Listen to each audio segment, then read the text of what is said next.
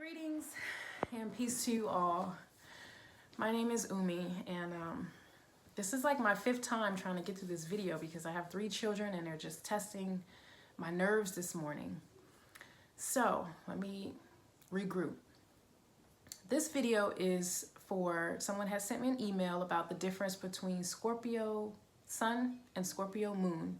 So I will give my interpretation of the differences between these two placements or these two signs basically. So your sun sign, you have to think of what the sun represents. The sun illuminates, it shines forth. It is, whether it's the cloudiest day, you're going to see the sunlight. So it's naturally displayed or seen. It represents the personality or the behavior or the characteristics of the person.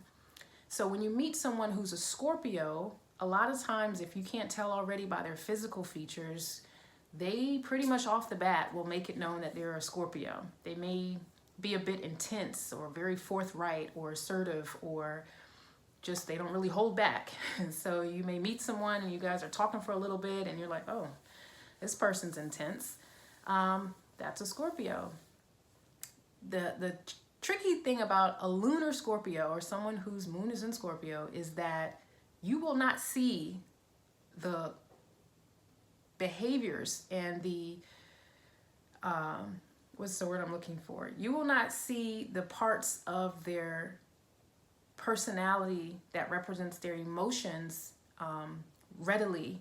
You know, you kind of have to be exposed to it, whether it's by accident or you guys have just really formed and developed a relationship.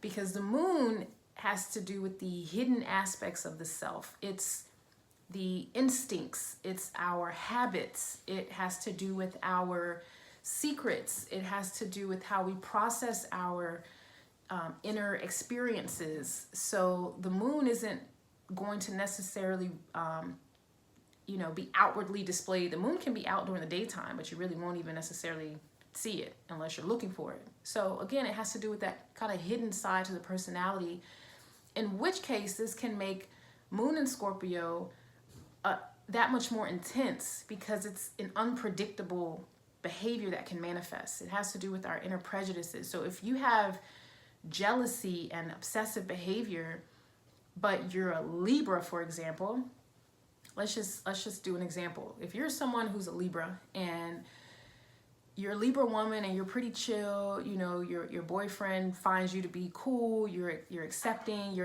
don't give him a hard time about things, and you tell him, you know what, you can go out with your boys. You go out, you have a good time. He's like, all right, great. You know, he goes out, enjoys himself, and he might come home a little later than you anticipated.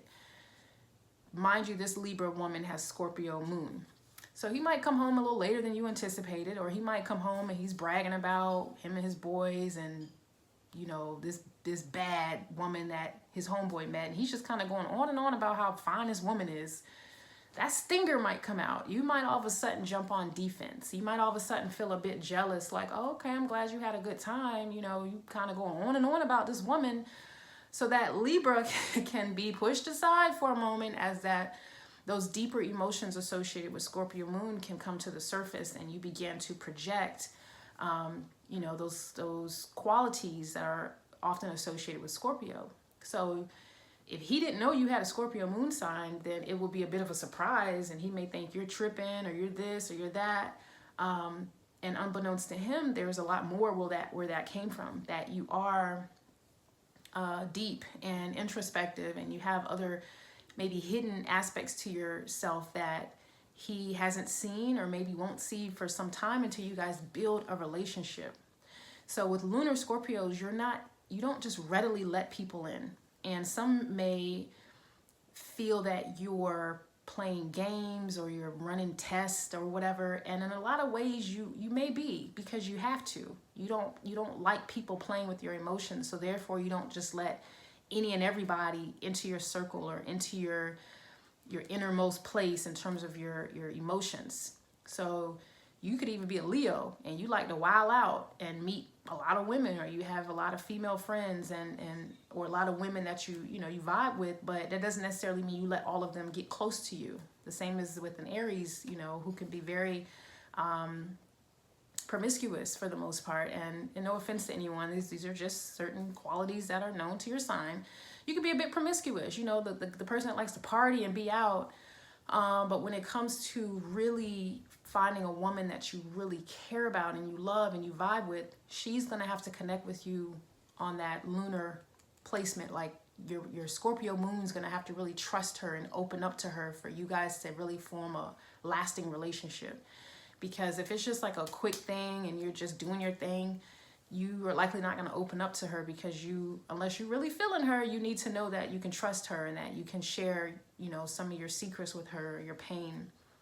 You definitely have to keep in mind with your sun and your moon sign, the aspects and what houses the Scorpio moon is in, or the, not the Scorpio moon, but what house your moon is in and what it's aspecting.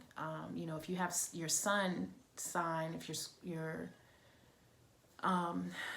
for example, if you have your moon in the 4th house and it's aspecting Venus, like it's opposite Venus, you may have had issues in your early childhood with your mother and how she presented herself.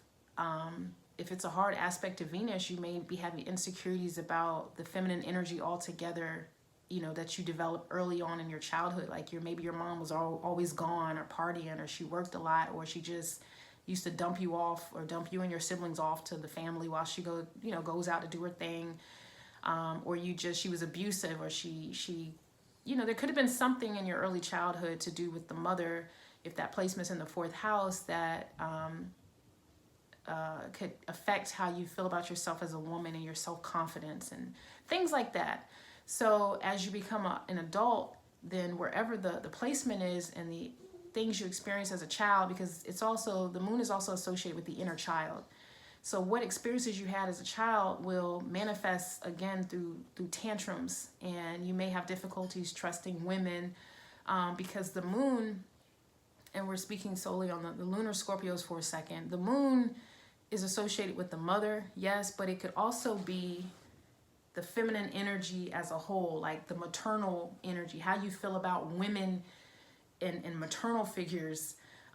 So an example of that moon aspecting in the 4th house is that you may condemn yourself as a woman because of something you witnessed as a child, and you could be very prejudiced toward women who are, let's say, into vanity, you know, women that it could make you feel a bit jealous when you see a woman who's sensual or sexually liberated, or she's into, you know, today's society, it's all about like beauty and all of that kind of stuff. So you might see that, and inside you could feel a bit jealous or some type of way about seeing women who project that because of how you felt about it as a child. Like your mom was always getting dolled up and leaving the house. So as you get older, you may be a bit more conservative about your sensual nature or your sexuality. This is just an example. So consider these aspects and how with the moon, these things can manifest later in life. It can manifest and the moon deals with those reactions. So with the sun, like I said, it is what it is. So someone who can come into my home and who is into astrology, it may not take them long to guess my sun sign. Like, oh, this looks like a Taurus. You know, she's got a lot of plants and she's got some incense going and she's all earthy. You know, that could represent my sun sign, but it doesn't necessarily fully embody my deeper aspects that may not be readily seen through my environment as far as my home. But the moon can also represent what environment you're comfortable in. So if you're a Leo or an Aries, and people expect you to be, you know, social, you're the life of the party, you come through, you like to show off, you know, you like to get fly for the event, and everyone's, you know, you're in the limelight, you might secretly prefer or feel more comfortable in more private or intimate settings, but you just kind of project that confidence associated with your sun sign. And you might come through the party, but really not stay too long because you don't like to be around a lot of people if you have Scorpio as your moon sign. So there could be a bit of a contrast in what you really like, depending on your emotional need. So if you're out and about and you're social and you're engaging with people, but you really prefer to kind of slip away and, you know, go back home and just chill or just be a bit more isolated or secluded, then that would reflect how you balance the two energies.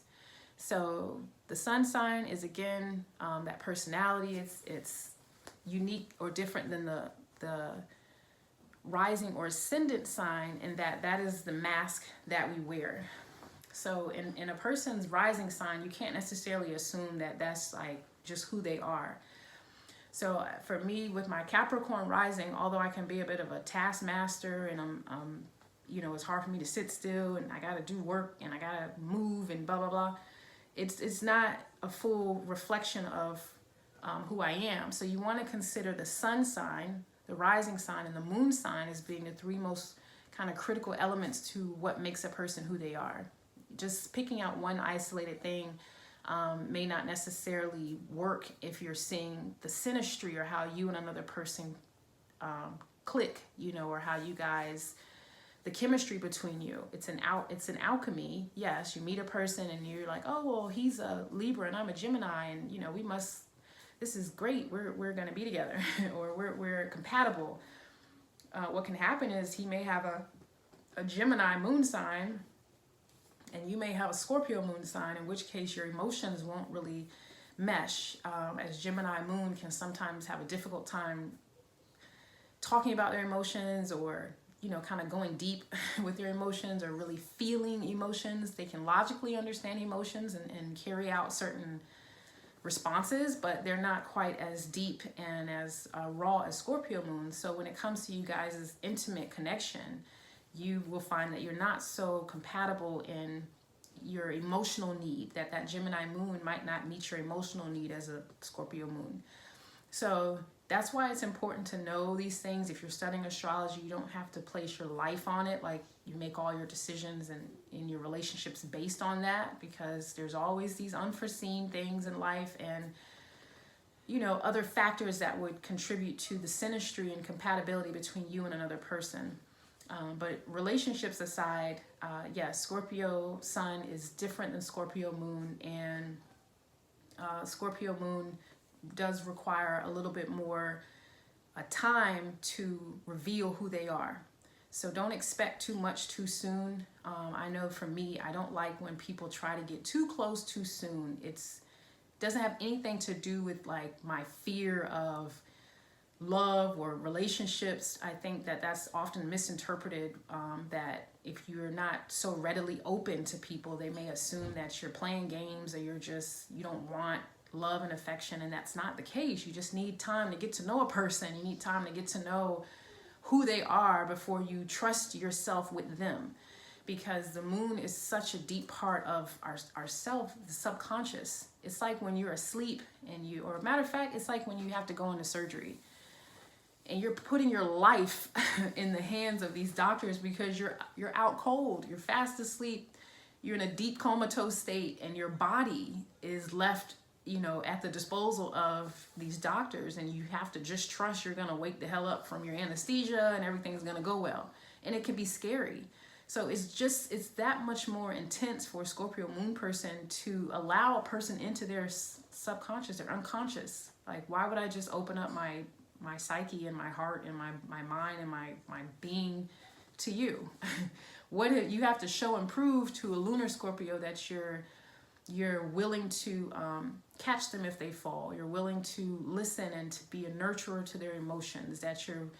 And they're ready and willing to ride with you if they see that you're willing to open up to them. So the more you reveal and open yourself up to a lunar Scorpio, the more likely they are to want to ease up their tensions and let down some of those walls, because they see that you're beginning to trust them, and they do believe in, you know, reciprocity. Like, okay, this person is trusting me enough to tell me this and this and this. I'm gonna give them a little bit of maybe my past. I'm gonna give them a little bit of my fears. I'm gonna share a little bit, and then I'm gonna see how they handle it, and I'm gonna just kind of wait for a second. This isn't, to someone else, it may seem as if they're playing games, but the reality is getting hurt can be so traumatic for them, because they've been through that before. For lunar Scorpios, their childhood could have been riddled with emotional wounds.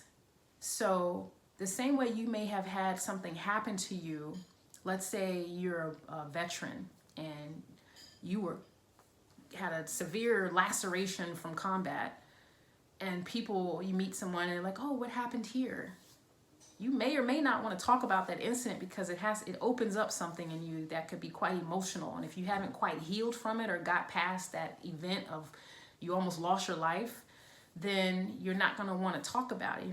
I'll tell you one day, or yeah, had a little accident. And they might not want to open that wound up. So it's definitely the same with the Scorpio moon. They may not want to open up certain wounds or traumas, or expose their vulnerabilities if there's somehow a sense that you're not working with caution. You're not using finesse with their emotions enough for them to want to do that. But Scorpio moon and Scorpio sun, if there's a question as to whether they are compatible, again, that would depend on the other aspects, but you may find good conversation and good relationship with the Scorpio person because you like intensity, and you guys could have very interesting conversations, and you can speak on each other in a way that maybe other people have been BSing and lying to you a lot, or just not telling you fully the truth about who you are, perhaps. But if you run into that Scorpio, they may bring some things to your attention about yourself that is useful, or could help you change in some way. So I'm rambling now. I'm going to cut the video off here. If you are a Scorpio or Scorpio moon, definitely leave your comments below. Share what your experiences have been in relationships if you'd like, or what other aspects in your chart. So if you have, your sun is in the 8th house, or you have your moon is opposite Pluto in the 2nd house, or share something that you've learned about yourself in terms of how that these energies have affected you. So thank you guys for sharing your comments. I am working my way through these some of these other astrology videos. Definitely comment, share, like, and subscribe, and until next time, peace.